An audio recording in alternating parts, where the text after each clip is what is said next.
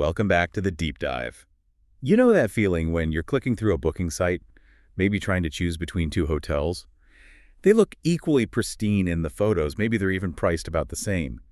Where does your instincts take you next? Oh, straight past the glossy gallery and down into the comments section. That is the moment of truth. Absolutely. We're all detectives now, right? Searching for that raw, unedited story. And today we are diving deep into what happens on the management side of that whole interaction. This isn't just about, damage control after a bad stay. No, not at all. It's about a highly sophisticated, strategic art form. We're decoding the perfect review response and uncovering exactly what separates the exceptional high-loyalty hotels from, well, everyone else. That's right. We are treating the review response not as a chore, but as one of the most powerful public-facing conversion tools a hotel has in its arsenal. Okay, so let's unpack the high stakes here immediately, because the pressure is immense, and it really just keeps escalating. You have to assume your next guest is reading what your past guests have said. And the numbers, they're crystal clear.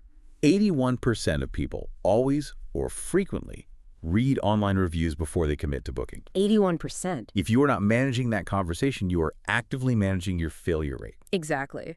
That online forum, whether it's Google, Yelp, or a travel site, it is the most critical public stage for your brand experience. Yeah. But here's the crucial context that makes this so timely. Since 2021, hotel guest satisfaction across North America has actually declined. Oh, really? Yeah, by 8 full points. Wow, an 8-point drop. That tells me two things. Expectations are way higher than ever, and delivery is struggling to keep pace. Probably staffing, post-pandemic adjustments, that kind of thing. But precisely. You've got a highly demanding customer base, and a lot of operations are still running leaner than they were a few years ago. So that gap between expectation and reality is widening. And that puts immense pressure on how a brand handles imperfection. If a customer is paying a premium and they find a flaw, their reaction is just amplified. And how you respond to that amplified critique determines whether they ever come back, and maybe more importantly, whether a stranger ever decides to try you in the first place. So, okay, if 81% of potential bookings are hanging in the balance and customer satisfaction is eroding, how is the industry responding? Literally. Are we seeing a lot of proactive engagement? This is where we find the competitive edge, and it's really defined by industry underperformance, to be honest. Oh. Despite the overwhelming stakes you just laid out, only about 40% of hotels consistently respond to guest reviews. Only 40%. That's No. astonishing. So that means more than half of all hotels are just actively choosing to let public criticism, accusations, even praise just sit there totally unanswered. It's like leaving a voicemail from a potential client just hanging in the air. Indefinitely. It is, and it's a massive missed opportunity. If you as an operator simply commit to responding well and consistently, even if you only target, say, 40 to 60% of the reviews that matter most, you immediately catapult yourself into the upper tier. You gain a competitive advantage almost instantly. Just by showing you care enough to engage. That shifts the whole conversation. So simply showing up is winning half the battle. But this engagement, especially after something has gone wrong, that leads us to a really counterintuitive idea that I find fascinating. The service recovery paradox. The paradox is critical. It's really the intellectual foundation for why we focus so hard on recovery. The theory suggests that a really, really effective service recovery effort, when it's done right, can transform a failure into a strategic opportunity. So it can actually lead to higher satisfaction than if nothing had ever gone wrong in the first place. Exactly. Okay, so if the air conditioning breaks down, and I have a terrible first night, but the hotel manager swoops in and handles it in a truly outstanding, personalized, generous way, I might end up feeling more positive about the brand, more so than if the AC had just worked perfectly the whole time. That's it, exactly. The initial failure creates this emotional tension, right? A moment of vulnerability, maybe anger. When the company intervenes with a brilliant recovery, they don't just fix the problem, they create a powerful, positive memory of effective care and a deep commitment to you, the customer. So you pivot that dissatisfaction into loyalty. You've converted a skeptic into an evangelist. That really makes investing in review responses feel like a massive operational priority, not just some marketing expense. But what does getting the recovery right actually mean in practice? I mean, you can't just throw money at every problem. No. There has to be a framework for success beyond just be nice or give a refund. There absolutely is. And it brings us to the core concept here, which is perceived fairness, or what the industry calls perceived justice. When a customer has a service failure, a cold check-in, or something serious, their satisfaction afterwards isn't just judged on the outcome, it's judged on how fair the entire recovery effort felt. And they're judging it across three different dimensions of fairness, right? Three distinct dimensions of justice. This is where we separate the amateurs from the true service pros. All right, let's dive into those pillars, starting with the most basic one. The first, and often the easiest to measure, is distributive justice. Okay, so based on the name, that must be about distributing something of value. Precisely. Distributive justice is all about the fairness of the tangible outcome, the compensation itself. So the refund. It's the refund, the discount voucher for a future stay, the complimentary upgrade, the free meal. It's the material fix for the problem. Right, so the tangible result. Did the hotel actually give me something proportionate to the headache I experienced? If I lost, say, 3 hours of sleep because of construction noise, the hotel needs to distribute compensation that acknowledges that. That's the heart of it. And this tangible compensation plays such a critical role in the customer's overall satisfaction. If the outcome feels fair, it instantly reduces their sense of being victimized, and it starts to cultivate that deeper brand engagement. I can just picture it. A guest complains that the Wi-Fi was down for half a day, which derailed a really important work call. If the hotel just offers a vague, "we're sorry," the distributive justice score is 0. Right. But if they immediately take $50 off the bill or comp a meal, that feels like a real effort to make the guest whole. And that measurable effort is essential. If the hotel only offers something token, a coupon for a cheap cup of coffee, when the failure was significant, the distribution is seen as unfair, and the recovery effort fails right there. The outcome has to be proportional. It has to be. It shows the company values your time and your money. That makes perfect sense. So distributive justice is what they receive. What about the second pillar? The second pillar is procedural justice. If distributive justice is the tangible what, procedural justice is the operational how. The process. Exactly. It's the perceived fairness of the process and the policies used to manage the failure. Key aspects here are adaptability, consistency, and critically, timeliness. Timeliness, the speed of the response. You hinted at that earlier as being a huge competitive factor. Yes.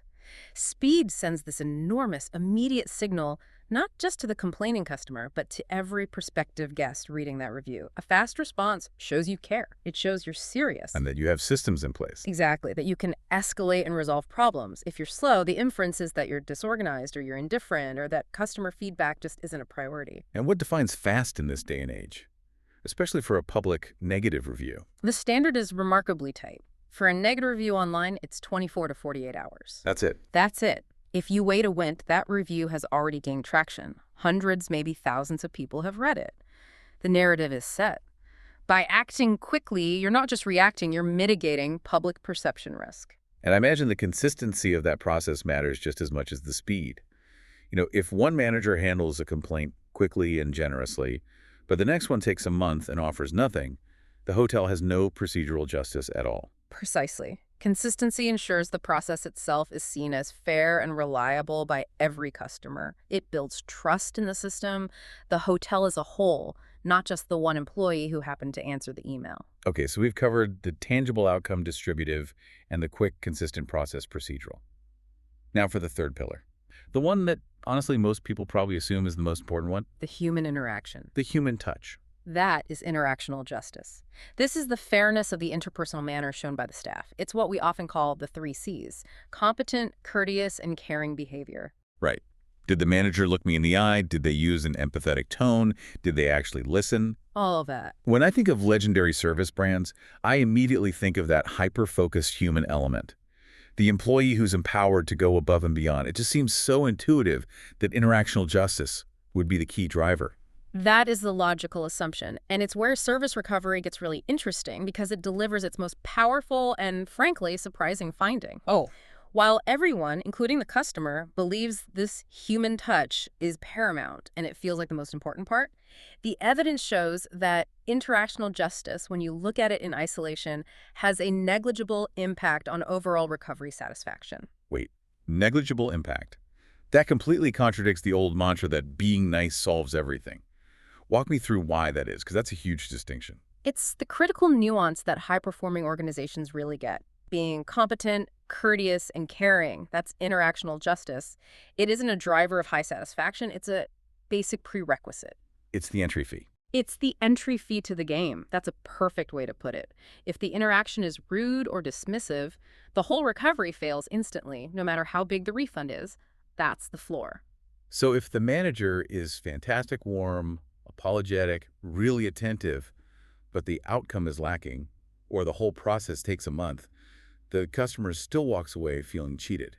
Absolutely. The warmth of the smile does not compensate for the coldness of the outcome. If the manager is extremely empathetic but still hands you a tiny worthless coupon after a major inconvenience, your cognitive sense of fairness is just violated. So you think, they seem nice, but they clearly don't value my business. Exactly. Your perceived justice score still tanks. So interactional justice sets the floor, it prevents immediate failure, but distributive and procedural justice are what build the ceiling for true loyalty. That's it. You can't just be nice. You have to be competent, quick, and willing to actually give up something of proportional value. Substance has to back up the smile. That reframes the entire purpose of a public review response, doesn't it? Yeah. It's not just an apology for the person who complained. It's a public performance. A performance designed to signal competence and fairness to all the future customers who are watching. And that public performance brings us to our next big insight, the strategy of trust. Right. When a hotel posts a response, that interaction is a public signal. And prospective customers read it and use it to infer how trustworthy the hotel is, judging them on 3 key trust metrics: ability, benevolence, and integrity. Okay, let's break those down. Ability sounds like competence, right? Can the hotel actually deliver what it promises? Correct. Ability is the competence factor. Does the response suggest the organization can maintain clean rooms, functioning AC, efficient processes? A response that says, "We investigated the broken AC and replaced the thermostat the next morning," that speaks directly to high ability. And benevolence. That sounds more like caring about the customer beyond just the transaction. Spot on. Benevolence is whether the hotel cares about your interests, not just its own profits. A benevolent response uses empathetic language, focuses on your experience, and offers generous distributive justice, showing your well-being is valued. And finally, integrity, the most fundamental one. Integrity is whether they are honest and keep their word. Does the response sound sincere? Are they avoiding defensive excuses? Do they follow through on what they promise? The review response is a public test case for all 3. And the data here is really the most dramatic argument for investing in this process. Tell us the difference between ignoring a review and handling it well in terms of those trust scores. The difference is staggering. It completely justifies the investment. So let's look at what prospective customers think when they see a negative review. If that review gets no response from the hotel, only 28% of those potential guests agree that they can trust the hotel. 28%. You are actively alienating almost 3/4 of your audience just by being silent. Silence is perceived as guilt or indifference. Yeah. Now compare that to what happens when you just provide a basic response, what we'd call a passive constructive response. A generic apology and a promise to look into it. Even that minimal effort raises the trust score to 44%. So just by showing a pulse, you've already made a huge improvement. A huge leap. But the goal, the standard, is what we call an enhanced active constructive response. And what does that achieve? The best, most detailed strategic response, the one that gives specific apologies, accepts fault, and provides a concrete plan of action that raises prospective customer trust all the way to 63%. A leap from 28% to 63%.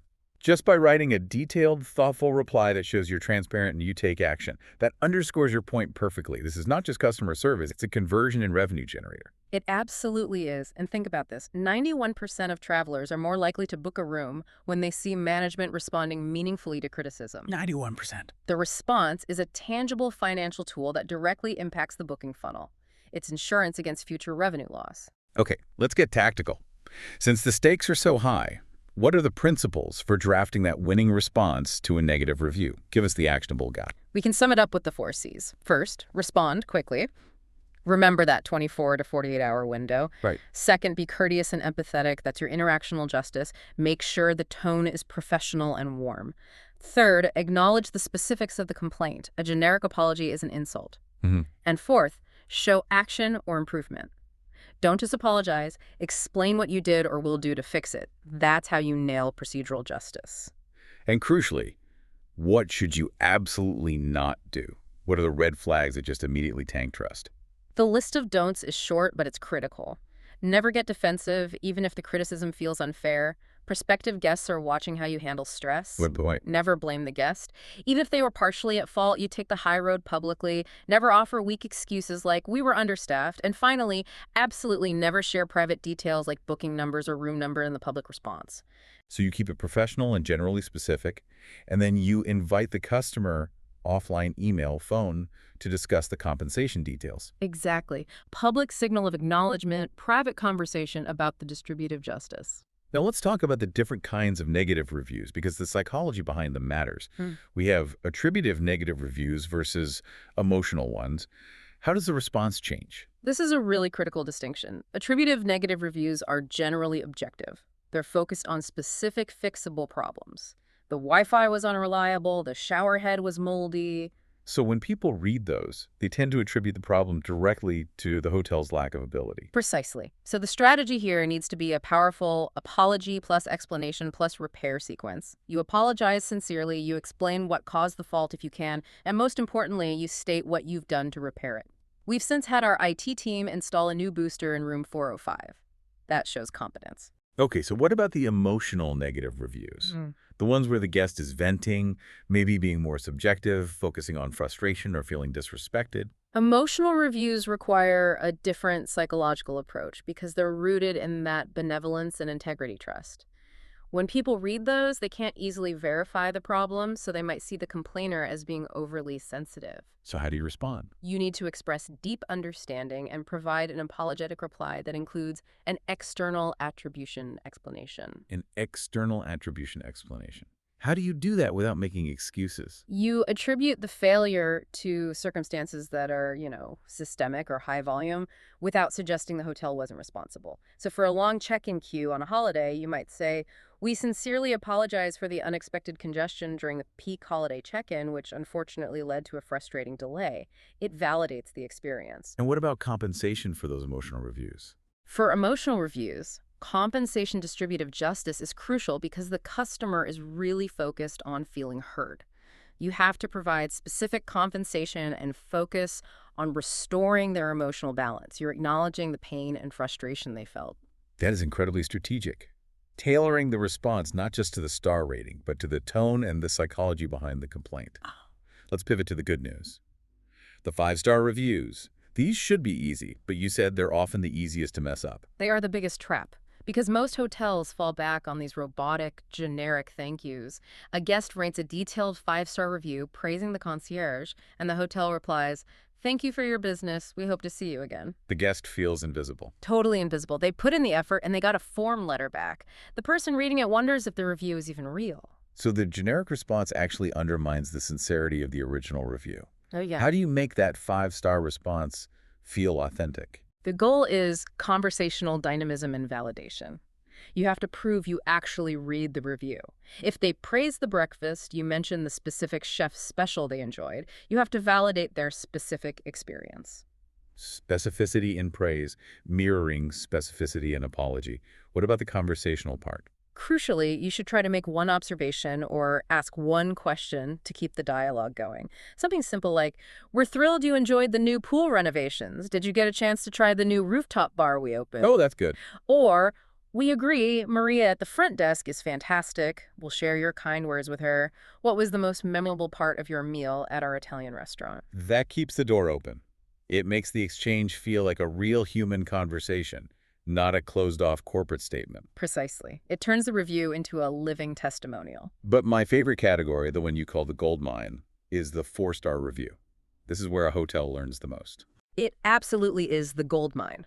The 4-star review is the ultimate compliment with extremely valuable free consulting data attached. This guest was happy, but they stopped short of 5 stars because of 1 or 2 concrete issues. They tell you exactly what would have pushed them to perfection. They give you the blueprint for infrastructure fixes, for operational improvements. This feedback poor soundproofing and uncomfortable mattress should be treated as the most valuable data you receive. So tactically, how does the response leverage this? You acknowledge the compliment first, thank them for the great rating, and then you immediately confirm that you are taking action on the specific area they mentioned. You are publicly converting their critique into an action item. Can you give an example? Sure. We're thrilled you enjoyed the staff, but we hear you on the noise levels. We are actively prioritizing soundproofing options for rooms on the east-facing wing in our next refurbishment cycle. That validates the critique, shows immediate procedural justice, a process for improvement, and it instantly converts that feedback into a trust-building action for every future reader. If I'm a guest reading that and I was worried about noise, you've solved my problem before I even booked. And that's the strategic value. If multiple 4-star reviews mention the HVC is loud, you don't just reply, sorry. You reply, we have logged this with our engineering team and are initiating a preventive maintenance cycle on all unit fans next month. You demonstrate that feedback has real operational consequences. So reviewing is data, and responding is a public commitment to use that data for continuous improvement. But none of this works unless the culture supports it. Right? You can have the best response templates in the world, but if the staff on the floor can't execute the recovery, it all falls apart. This is the final essential piece, empowering your employees. Great service cultures prioritize relationships over transactions. We often look to luxury brands for this. They don't just train staff to be courteous, they empower them to solve problems immediately and generously. The legendary $2,000 rule comes to mind, used by brands like the Ritz-Carlton. That's the classic example. Their employees can spend up to $2,000 per incident to solve a customer problem without needing a manager's approval. Wow. Now, most businesses don't have that profit margin, but they need to embrace the principle behind it. Which is? The principle is that they value the long-term relationship and the loyalty of that guest more than the profit on a single transaction. That's a massive statement of trust in their own team and a huge commitment to procedural justice, the speed of resolution. The employee doesn't have to wait for a supervisor. And that speed, combined with the empowered ability to deliver a generous outcome, is what generates the service recovery paradox.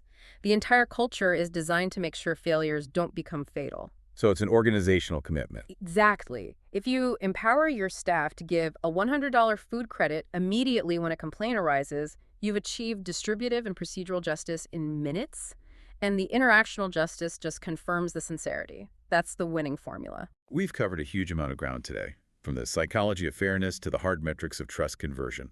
It's time for our hot take segment, where we distill all this into the most memorable, punchy insights for you to take away. Let's do it. I think the key here is really shifting the mindset. My hot take 1 is about the trust multiplier. We have to stop viewing review responses as just mandatory customer service or, even worse, a cost center. They are potent conversion and revenue generators, full stop. The data is so clear. When a prospective customer sees a proactive, constructive response versus no response at all, the inferred trust score nearly doubles. It rockets from 28% to 63%. You are not just apologizing for the past, you are actively selling your future. That's a strong financial argument. My hot take 2 centers on the justice misconception. Throw out the common wisdom that simply being nice is enough to recover from a mistake. Interactional justice, being courteous and caring, is only the entry price to the game. It is a necessary prerequisite, but it drives zero loyalty on its own. Great recovery requires substance and speed. You must deliver a fair outcome distributive justice through a quick, transparent process, procedural justice. You can't just be courteous, you must be competent and efficient. That really reframes the entire hospitality experience, moving from reactive damage control to proactive brand strengthening.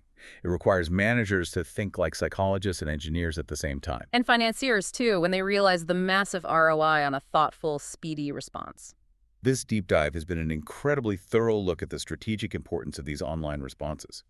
If you are running any service business, but especially a hotel, how you handle imperfection is the true, unfiltered promise of your brand. That public review response reveals the actual culture of a business. Do they listen? Do they take action? Are they capable of admitting mistakes and investing in improvement? So the next time you're reading a review section before booking your next trip, pay attention. Don't just look at the complaint, but scrutinize the response below it. Look for those 3 pillars of justice. Is the hotel merely being nice, or are they providing specific, actionable evidence of competence and fairness? Thank you for joining us for this deep dive into the perfect review response. We hope this knowledge changes how you look at the comment section, both as a consumer and as a business leader who understands the incredible power of public transparency. Until next time, keep diving deep.